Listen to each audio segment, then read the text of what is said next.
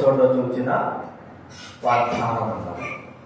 ఎవరైతే ఉదయాన్నే లేచిన వెంటనే బైబిల్ చదివారు డైలీ పోషన్లో, వాళ్ళు ఖచ్చితంగా బైబిల్ ఎత్తి శ్రేష్ఠ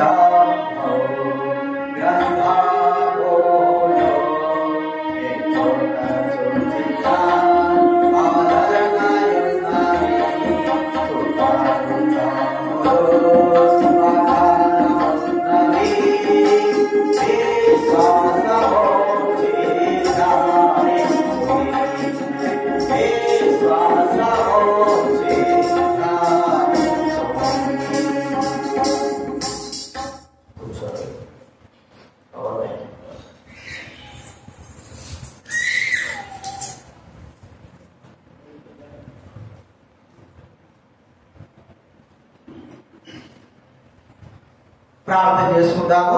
ఆరాధన కొరకైన మాటలు మనం చూసుకుందాం. పరలోకమందున తండ్రి, కనికరం కలిగినట్టు మా ప్రభువా యేసు క్రీస్తు నామమున మీకు కృతజ్ఞతాస్తుతులు చెల్లిస్తా ఉన్నాం. మీ మాటలు అవి మాకు ప్రభా జీవం ఇచ్చేవిగా ఉన్నందుకు కృతజ్ఞతాస్తుతులు చెల్లిస్తా ఉన్నాం. ఈరోజు ప్రభా ఈ జూలై మాసం చివరి దినంలో మేము చివరి ఆదివారం తెచ్చాం. బ్రతుకున్నామంటే మీ ప్రభునే ప్రభా. మామబాధలో ఆశ్రమంలో జీవవాయు కలిగిన వారు ఒక క్షణంలో జీవవాయు ఆగిపోతే మేము రక్షించిపోయాం. మట్టికి మట్టి కలిసాము. ఆ సత్యం మాకు తెలుసు అయినప్పటికీ ప్రభా మా విషయమై మేము మిమ్మల్ని స్మృతించాలని, మమ్మల్ని ఎంతగా ప్రేమిస్తున్నారో గుర్తించాలని ఇంకో ఆయుష్ పొడిగించారు. జ్ఞాపకం చేసుకో. ఈ దినాలకైనా సరే మీరు ఆఖరి దినానికి మమ్మల్ని సిద్ధపరచుకొని వ్యక్తిగతంగా ప్రభా మా జీవితంలో మీకు స్థానం ఇచ్చి మిమ్మల్ని ఆరాధించి కనపరిచి మహింపరచు.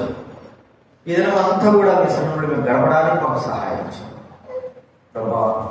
ఎవరైతే రాలేకున్నారో, ఎవరైతే దూరం ఉన్నారో, ఎవరైతే దేవునికి మీ సరికి రాలేక అలక్ష్య నిర్లక్ష్యం ఏముంది లేనటువంటి తలంతో ఉన్నారో వారందరితో మీరు మాట్లాడడం సహాయం. కృతజ్ఞత వయసులు చెల్లిస్తాం. మీరు చేసే మేలు వాతావరణ స్వాదించుకుని స్తుతులు సకల పరిశుద్ధులకి జ్ఞాపకం చేస్తుంది. యేసు ప్రభువు నామమున ప్రార్థించి వేడుచున్నాము తండ్రి.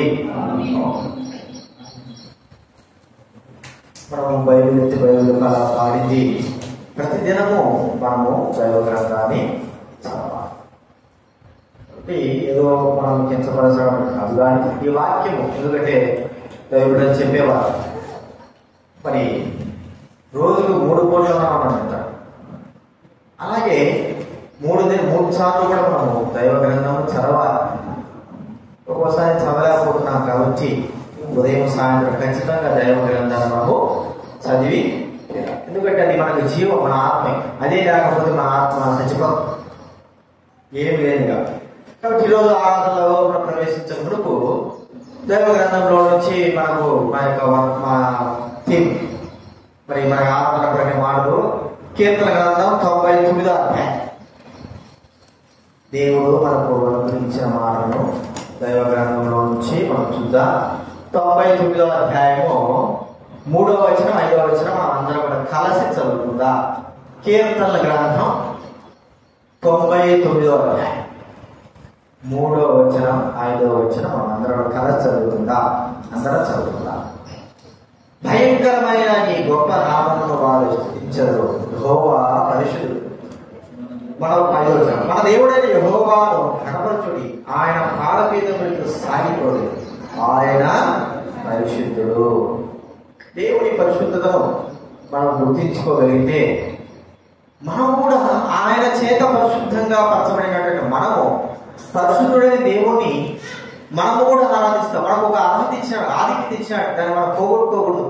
ఈ భూలోకంలో దేవుడు మనకు ఒక ఆధిక్యత ఇచ్చాడు.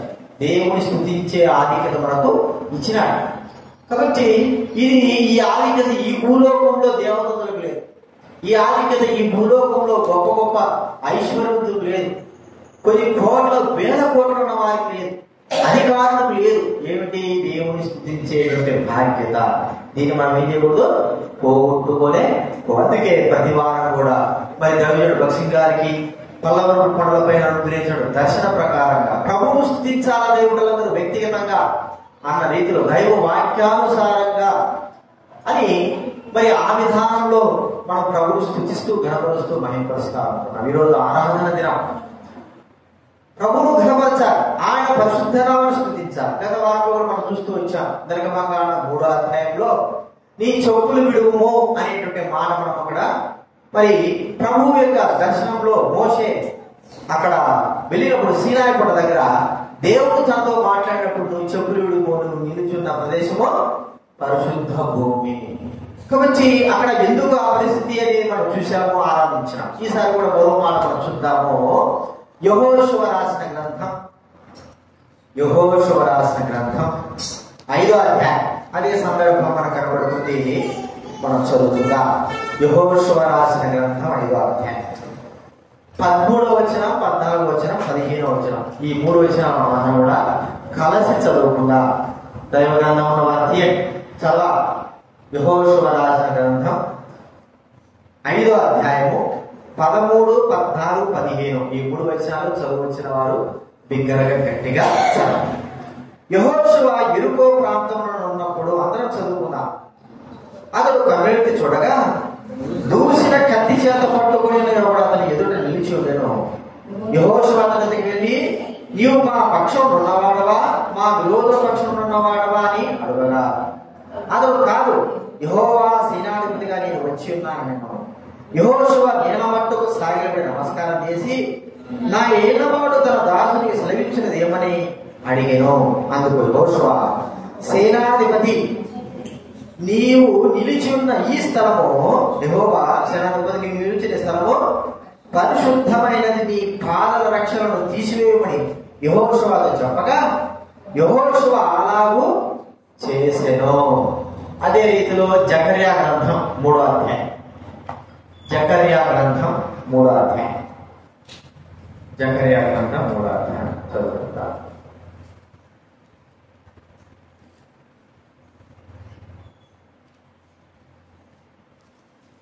మొదటి వచనం నుంచి 4 వచనాలు మనం మార్చి చదువుకుందా. జకర్యా 3వ అధ్యాయం మొదటి వచనం నుంచి 5వ వచనం వరకు మనం మార్చి చదువుకుందాం. జకర్యా గ్రంథము 3వ అధ్యాయము 1వ వచనం నుంచి 5వ వచనం వరకు మార్చి చదువుకుందాం. మరి యెహోవా దూత ఎదుట ప్రధాన యాజకుడైన యెహోషువ నిలవబెట్టయు సాతాను ఫిర్యాది అతని కుడిపాసు నిలబెట్టయు అతడు నాకు కనుపరిచెను. సాతాను యెహోవాని గద్దించెను, యెరూషలేము కోరుబడి యెహోవాని గద్దించెను. ఇతడు అగ్నిలో నుండి తీయబడిన పురుగుల ఉన్నాడుగా అని యెహోవా దూత సాతానుతో, యెహోషువ మలిన వస్త్రం ధరించిన వాడి దూత సముఖములో నిలవబడి ఉండగా దూత దగ్గర నిలిచిన వాడిని తెచ్చి ఇతను నడిచి ప్రశస్త వస్త్రంలో అలంకరించుకున్నానని అతని తల మీద తెల్లని పాగా పెట్టించుడని నేను వాడి చేయగా వారు అతని తల మీద తెల్లని పాగా పెట్టి వస్త్రములతో అని అలంకరించిరి. యెహోవా దూత దగ్గర నిలుచుండెను. ఇక్కడ మనం తెలుస్తుంటే యెహోషువ గ్రంథంలో మరి 5వ అధ్యాయంలో అక్కడ ఒక యెహోషువ అన్నాడు. యెహోషువ గ్రంథంలో జకర్యా గ్రంథము 3వ అధ్యాయంలో ఇక్కడ ప్రధాన యాజకుడైన యెహోషువ కదా, ప్రధాన యాజకుడైన యెహోషువ. అక్కడ యెహోషువ కూడా దేవుని దూత ఎదుట నిలబడినాడు. ఇక్కడ కూడా యెహోషువ ప్రధాన యాజకుడైన యెహోషువ దేవుని దూత దగ్గర సాతాను దగ్గర నిలబడినాడు. కాబట్టి అక్కడ చూస్తే యెహోషువతో దూత అంటుంది, నువ్వు నిలుచున్న స్థలం పరిశుద్ధ స్థలం కాబట్టి నీ పాదం నుంచి ఆ చెప్పులు విడువు. మరి ఇక్కడ చూస్తా ఉంటే యెహోషువ ప్రధాన యాజకుడైన యెహోషువ దూత ఎదుట సాతాను ఎదుట దగ్గర ఉన్నప్పుడు ఈ యెహోషువ ఎలా ఉన్నాడంటే ఆ మలిన వస్త్రములతో, అంటే మలినమైపోయి మలినముగా మరి దోషములతో లేక అపరాధములతో చూడడానికి తన పైన మరి నేరము మోపే రీతిలో తన యొక్క జీవితం ఉంది అని అక్కడ మనము చూస్తా ఉన్నాం. ఇప్పుడు మనం చూస్తే 2 విధాలుగా గుర్తిస్తే ఒకటే గుర్తించుకోవాలి ఏంటంటే, ఇద్దరి విషయాలు అక్కడ గుర్తుపట్టేది అంటే పరిశుద్ధత అనేది మనం అక్కడ గుర్తించాలి. దేవదూత ఎదుట నిలబడేటువంటి ఒక వ్యక్తికే పరిశుద్ధత అవసరమైనప్పుడు దేవుడి సన్నిధిలో మనం ఉంటున్న మన జీవితాల్లో కూడా పరిశుద్ధత ఎంతో అవసరం. పరిశుద్ధతగా కలిగి పరిశుద్ధులమైన మనము ప్రభువును ఆరాధించినప్పుడు, ప్రభువును గణపరిచినప్పుడు ప్రభువు యొక్క ఆరాధన ఎంతో ఇష్టమైనదిగా ఇచ్చేవాడుగా ఉంటాడు. పరిశుద్ధంగా లేకోకుండా అపరిశుద్ధంగా ఉండి పాపంగా ఉండి మనం ఏదో ఆ ఆరాధనను వల్లిస్తా ఉంటే లేక ఆరాధన చేస్తా ఉంటే దేవుడు ఎంత మాత్రం సంతోషించేవాడు కానే కాదు. పరిశుద్ధత అనేది మనము ఇక్కడ 2 విషయాలు చూస్తున్నాం. సరే, మరి జకర్యా గ్రంథం 3వ అధ్యాయం మనం గమనిస్తే అక్కడ ప్రధాన యాజకుడైనటువంటి వ్యక్తి మనము యెహోషువను చూస్తా ఉంటాం. ఎలా ఉన్నాడు ఆ వ్యక్తి అంటే మలిన వస్త్రాలు ధరించినాడు. యాజకుడి యొక్క స్థితి ఏమిటంటే మరి ప్రతిష్ఠితమైన వస్త్రాలు ధరించాలి. తన తలపైనటువంటి ఒక పరిశుద్ధ కిరీటముగా ఒక బాగా పెట్టాలి. ఏఫోదు అనేటువంటి ఒకటి ఆ వ్యక్తి ధరించాలి. ఈ యాజకుడైన వ్యక్తి ఇవన్నీ ఎవరు కూడా ధరించలేదు, అన్ని కూడా మలినం చేయబడ్డాయి. ఒక మనం ఆలోచిస్తే ఈ ప్రధాన యాజకుడు యెహోషువ యొక్క స్థానంలో మనము ఒకసారి మనందరం కూడా ఉంచుకుందాం. వ్యక్తిగతంగా మనందరూ ఆ స్థానంలో నేనున్నాను అనేటువంటి తలంపు కలిగిన వారంగా ఇది నా దైవవాక్యం మనము ఆలోచిద్దాం. యెహోషువ మలిన వస్త్రాలు ధరించిన వాడుగా అక్కడ నిలబడి ఉంటున్నాడు. ఎవరితో? దేవుని బిడ్డగా అభిషేకింపబడిన వాడుగా, దేవుని చేత పిలువబడిన వాడుగా, దేవుని పని చేయడానికి మరి దేవుడి కొరకై ఏర్పరచబడిన వాడుగా ఉన్న వ్యక్తే ఏమైపోయినాడండి? ఏమైనాడు? మలిన వస్త్రాలు ధరించిన వాడుగా ఉంటున్నాడు. మలిన వస్త్రాలు ధరించిన వాడుగా ఉంటున్నాడు. ప్రియమైన వారులారా, మరి ఇక్కడ మనం ఆలోచిస్తా ఉంటే ఈ వ్యక్తికి మనం పోల్చుకోగలిగితే అంటే ఒక మాట మనం చెప్పుకోవాలంటే పరిశుద్ధులైన వారు, దైవబడులైన వారు దేవుని ఆరాధించడానికి అర్హతను కలిగిన వారుగా ఉంటున్నారు. మరి అన్యజనులైన వారు, దేవుని ఎరగిన వారు, మరి వారు కూడా ఆరాధిస్తే ఆ ఆరాధన అంగీకరింపబడదు. ఎందుకంటే వారు దేవుని బిడ్డలుగా చేర్చబడలేదు, వారు యేసు ప్రభు యొక్క రక్తంలో కడగబడలేదు, వారు పవిత్రులుగా ప్రభువు చేత చేయబడలేదు కాదు. కాబట్టి వారు ఒకవేళ ఆరాధించిన ఆ ఆరాధన దేవుని ఎదుటకు చేయాలి.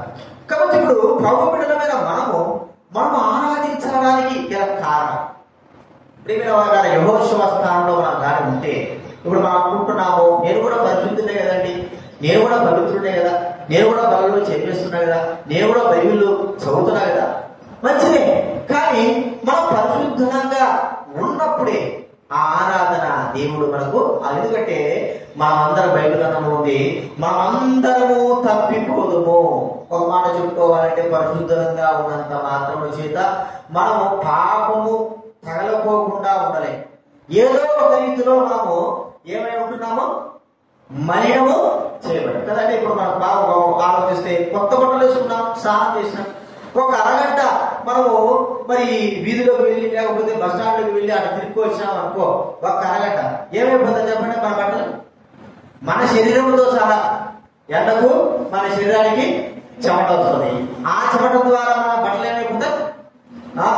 వాసన వస్తుంది. ఒక అరగంట కూడా కొత్త బట్టలే కదా, ఇప్పుడే కదా వేసుకుందంటే ఇప్పుడే వేసుకున్నా కూడా లోకంలో మనం ఉన్నాము కాబట్టి మలినము చేయబడేవారు.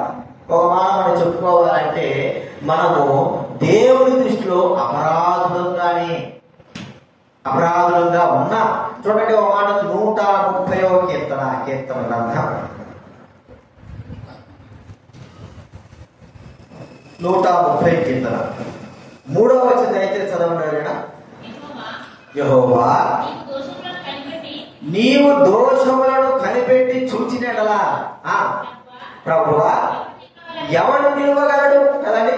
నీవు దోషాలను కనిపెట్టి చూస్తే ఎవడు నిలుస్తాడు? ఎవరు నిలుస్తాడు చెప్పండి? ఎవరు నిలుస్తారా? ఎవరు కూడా నిలవలేరు. ఎందుకు? మనము తలంపుల చేత క్రియల చేత పాపములో ఉన్నవారు ప్రేమిన వారు కదా.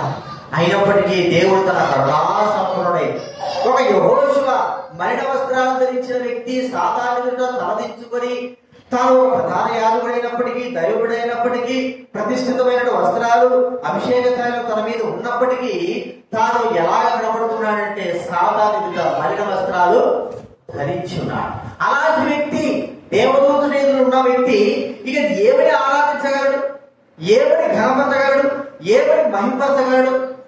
మన విషయమే మనం ఆలోచిస్తే మనం కూడా అలాంటి వారమే. అయితే దేవుని యొక్క కృప, మహాకృప ఏమిటంటే అలాంటి వారమైన మనల్ని యెహోషువలాగా మలిన వస్త్రాలు కలిగిన మనము మరి సాతాను తలదించుకొని నిజమే మనం తప్పు చేసిన లోపం కలిగి ఉన్న మనము అలాంటి వారమైన మన విషయమై దేవుని యొక్క దయా దాక్షిణ్యాలు ఎలా ఉన్నాయంటే ఆయన కరుణ కలిగిన వాడుగా, క్షమాగుణం కలిగిన వాడుగా, కృప కలిగిన వాడుగా ఉండి కొన్ని విషయాలను ఏం చేశాడు? ఆయన తన యొక్క మహాకృప చేత క్షమాపణ కలిగజేశాడు. కాబట్టి మనము ఈ దినాన దైవబిడ్డలమై మలినమైనప్పటికీ దేవుడి మహాకృప చేత రక్షింపబడిన వారంగా మనం ప్రభువును స్తుతించడానికి అవకాశము దొరికింది. మొట్టమొదటి మనం చూస్తామంటే దేవుడి యొక్క దేవుడి చేత పిలువబడిన వారము, దేవుడి చేత ఏర్పరచబడిన వారు. దేవుడి చేత ఏర్పరచబడిన వారం అయినంత మాత్రాన పాపం చేయకుండా ఉంటావా? పాపం చేస్తున్నాం కదా. దేవుడి చేత ఏర్పరచబడిన వారం అయినంత మాత్రమే చిన్న చిన్న తప్పులు, అబద్ధాలు, మోసాలు, ఒకటి ఏదో చిన్న చిన్న విషయాలు సులువుగా చిక్కులు పెట్టే చిన్న చిన్న విషయాల్లో తప్పు చేసి వెంటనే మా మనస్సాక్షి ఏం చెప్తుంది? నువ్వు తప్పు చేసినావు, క్షమాపణ కోరుకో. అలాంటి యొక్క స్థితి కలిగినటువంటి మనము ఏర్పరచబడినంత మాత్రము చేత తప్పు చేయలేదు కాదు, కానీ తప్పు చేశాం. అయితే దేవుడి యొక్క క్షమాపణములం ఏమిటంటే తప్పుకు ఏర్పరచబడినామని ఆయన మనం ఏం చేస్తున్నాడంటే శిక్షించకుండా ఉంటున్నాడు. ఒక మాట మనం చూస్తే మనం క్షమాపణ, ఒక మాట చూడండి, 2వ సమూయేలు గ్రంథం మనకు తెలిసిన విషయమే, 12వ అధ్యాయం 2వ సమూయేలు గ్రంథం 12వ అధ్యాయం 12వ అధ్యాయంలో 13వ వచనం దయచేసి చదవండి. 2వ సమూయేలు 12:13. నేను పాపము చేసిన దావీదు నాతానుతో అనగా, నాతాను నీవు చావకుంటున్నట్లు యెహోవా నీ పాపమును పరిహరించాడు. చూడండి, దావీదు అంటున్నాడు, దావీదు తలపబడింది, నువ్వు పాపం చేసావు. మరి దావీదు చూడండి, దేవుడి చేత అభిషేకించబడినటువంటి వ్యక్తే, దేవుడి పిలుపునందుకు ఇశ్రాయేలుకు రాజుగా ఏర్పరచబడిన వాడే, రక్షింపబడిన వాడే. అలాంటి వ్యక్తి ఆజ్ఞలలో అతి ఘోరమైన వ్యభిచరింపకూడదు. చివరి ఆజ్ఞ ఉంటుంది కదా, నీ భార్యను, నీ పొరుగువాడి భార్యను కానీ నీ పొరుగువాడి దేని కూడా ఆశింపకూడదు, వ్యభిచరింపకూడదు అనే ఆజ్ఞను ఏం చేసినాడో మీరు ఉంటాడు. ఆ ఆజ్ఞకు ఏమిటి ఫలితం అంటే మరణము కదా. తెలిసి ఎవరి వ్యక్తి ఎవరో తెలియని వాడు కాదు, లేదా లోకంలో ఉన్నవాడు కాదు, దేవుడు అంటే ఎటువంటి వ్యక్తి కాదు, దేవుడు తెలుసుకున్నవాడే, ఆజ్ఞలు తెలుసుకున్నవాడే. అలాంటి వ్యక్తి తప్పు చేసినప్పుడు, తన తప్పును ఒప్పుకున్నప్పుడు ప్రియమైన వారరా, దేవుడి యొక్క క్షమాపణ కూడా ఎంత గొప్పదంటే ఏమంటాడా, నీవు చావకుంటున్నట్లు నీ పాపమును యెహోవా నీ పాపమును పరిహరించాడు. ఏముంది ప్రభు దగ్గర చెప్పండి? క్షమాపణ. ఏముందండి?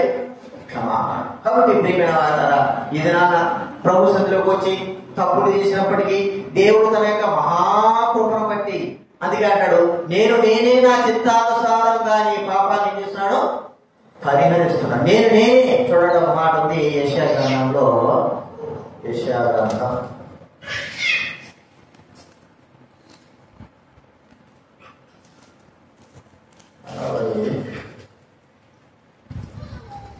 44వ అధ్యాయం 43వ అధ్యాయం 20లో చూద్దామంటే యెషయా 43:25 చదవండి.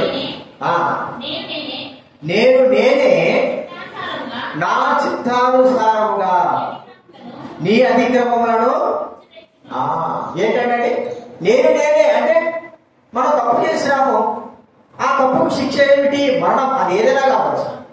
ప్రియమైన వారరా, ఏర్పరచబడిన మనము కూడా తప్పు చేసినాం, దేవుడి చేత క్షమాపణ పొందిన మనం కూడా తప్పు చేసినాం. అయితే దేవుడి యొక్క క్షమాపణ ఉంది, ఆయన దగ్గర క్షమాపణ ఉంది. ఆయనే మనల్ని తన యొక్క ప్రేమపూర్వకంగా మన తప్పులను మరి మరణ వస్త్రాలు ధరించినటువంటి యెహోషువ విషయంలో గమనిస్తా అంటే ఏముంది? తల తెచ్చుకుని ఉన్నాడు. ఇప్పుడు ఏర్పరచబడిన వ్యక్తి, అభిషేకింపబడిన వ్యక్తి మరి తాను మలిన వస్త్రాలు ధరించుకుంటుంటే దేవుడు చూస్తూ ఉండలేకపోయాడు. అందుకే తన తప్పులను క్షమాపణ క్షమించినాడు. వార్త ఏర్పరచబడినంత మాత్రం చేత మనం తప్పు చేయలేదు కాదు, తప్పు చేశాము. తప్పు చేసిన మనము దేవుడు ఆరాధించడానికి యోగ్యత లేదు.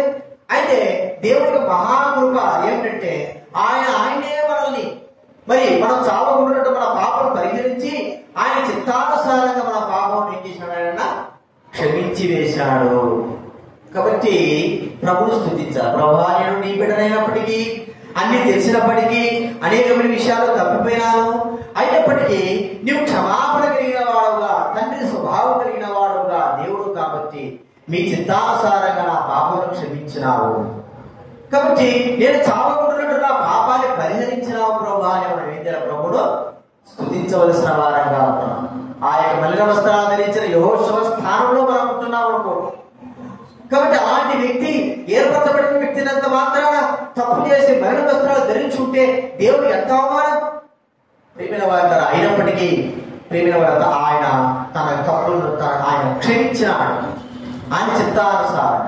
ఇది మొట్టమొదటి మనం చూసుకుంటున్నాం. ఏర్పరచబడినంత మాత్రాన మనం తప్పులు చేశాము, ఆయన మనల్ని క్షమించి తన కృప చేత మనల్ని క్షమాపణ కలుగజేశాడు.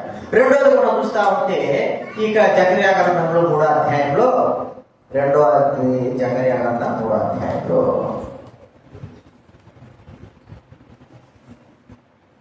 3వ వచనం. దయచేసి జకర్యా గ్రంథం 3వ అధ్యాయము 3వ వచనం చదవగలరా?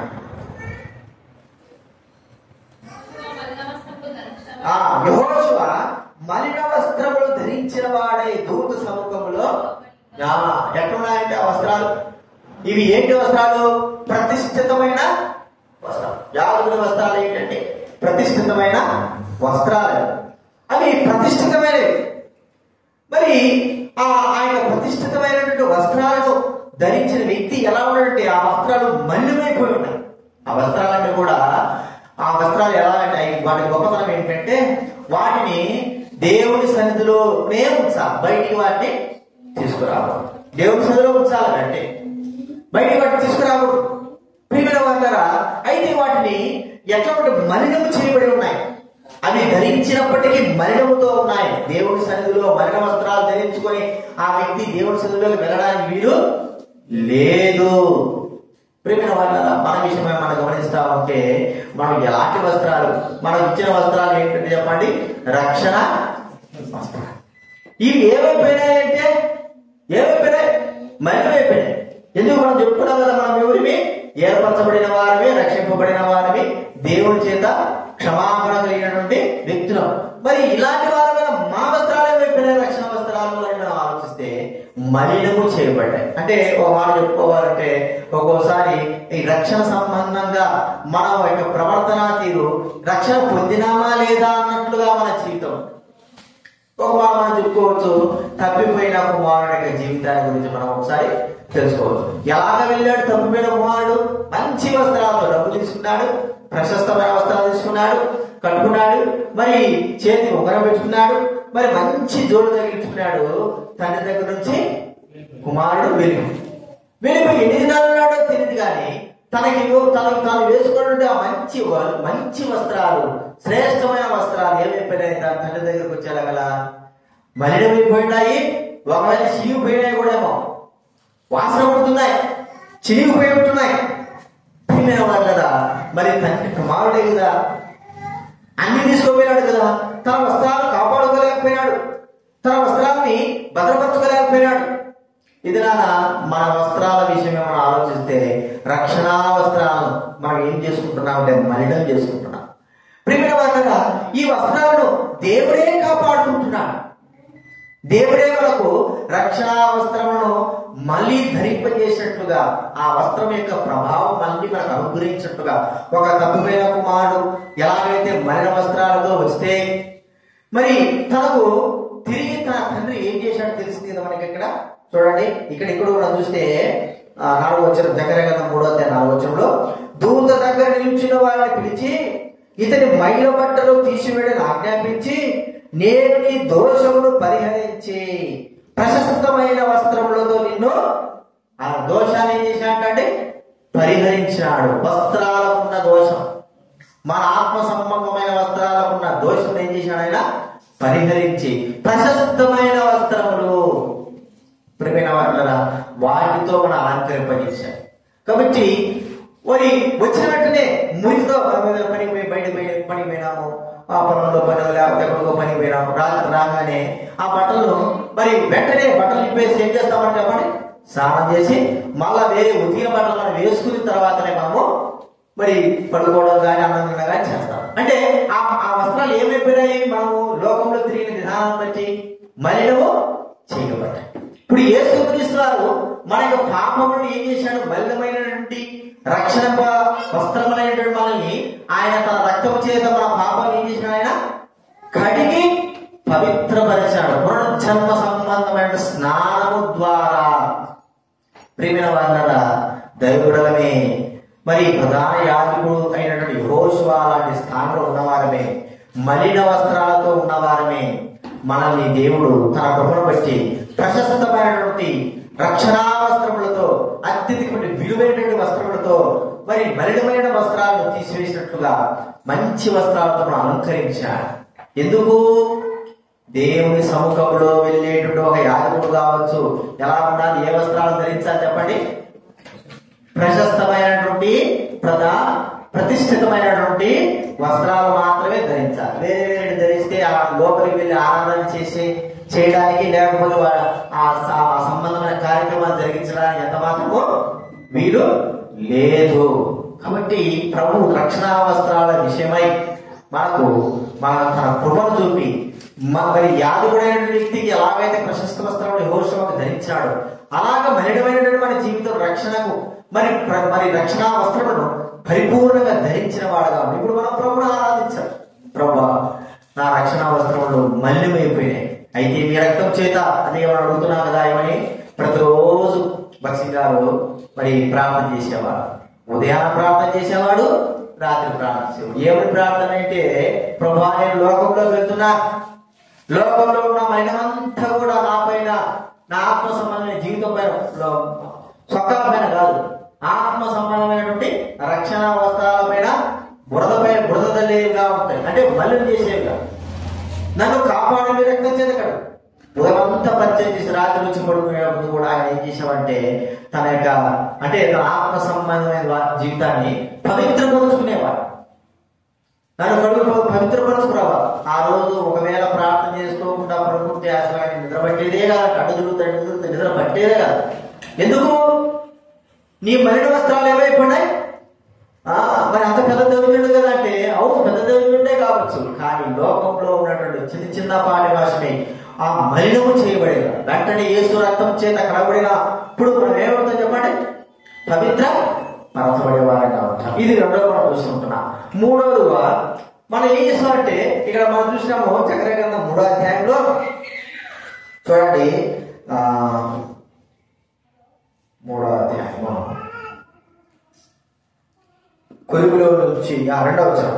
జకర్యా గ్రంథం 3వ అధ్యాయం 2వ వచనంలో, సాతాను యెహోవా నిన్ను గద్దించును, యెరూషలేమును కోరుకుని యెహోవా నిన్ను గద్దించును, ఇతడు అగ్నిలో నుండి తీసిన కొరివివలే ఉన్నాడు. అగ్నిలో నుండి తీసిన కొరివివలే అంటే ఇక్కడ మనం చూస్తా ఉంటే లోకములో నుండి మనల్ని వేరు చేసినటువంటి వ్యక్తిగా, లోకములో నుండి ప్రభు లోకంలో నుండి మనల్ని ఏం చేశాడు? ఆయన వేరు చేశాడు. అయితే మనం ఏమైపోయినా ఈ వారం అంతా కూడా లోకంలో నుండి వేరైపోయింది. మన లోకంలోకి మనము వెళ్ళే వారంగా, లోకంలో కలిసిన వారంగా మనం తిరిగైతే లోకంలో తిరుగుతున్నాం.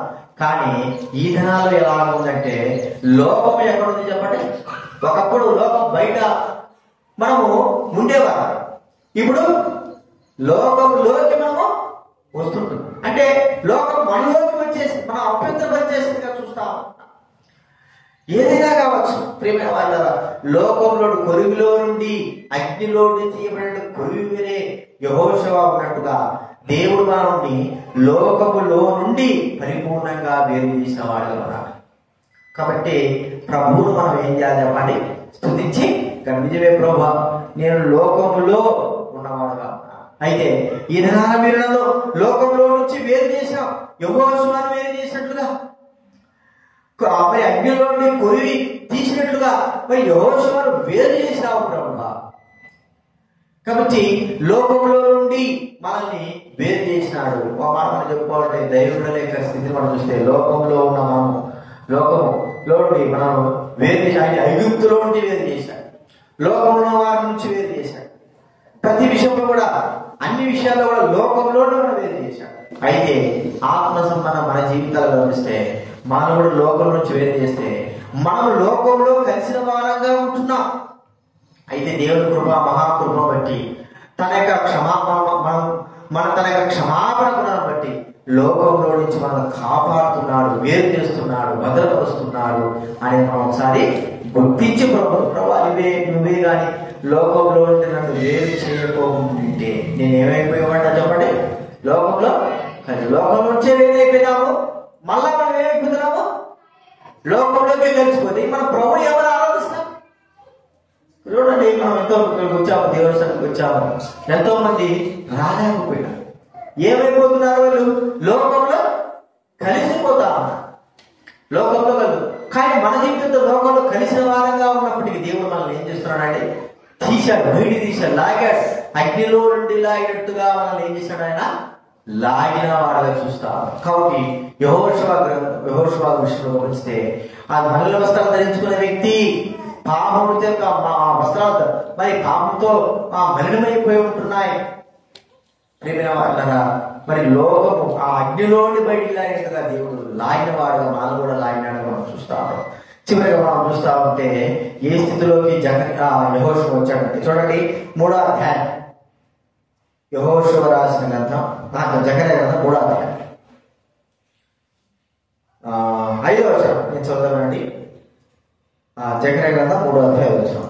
అతని తల మీద తెల్లని బాగా పెట్టించడం నేను మనవి చేయగా వారు అతని తల మీద తెల్లని పాగా పెట్టి వస్త్రములతో అలంకరించింది. యెహోవా దూత దగ్గర నిలుచుంటేను తెల్లని పాగా, పరిశుద్ధులుగా కదండి. తెల్లని పాగా అంటే ఆటోమేటిక్ కిరీటం అది.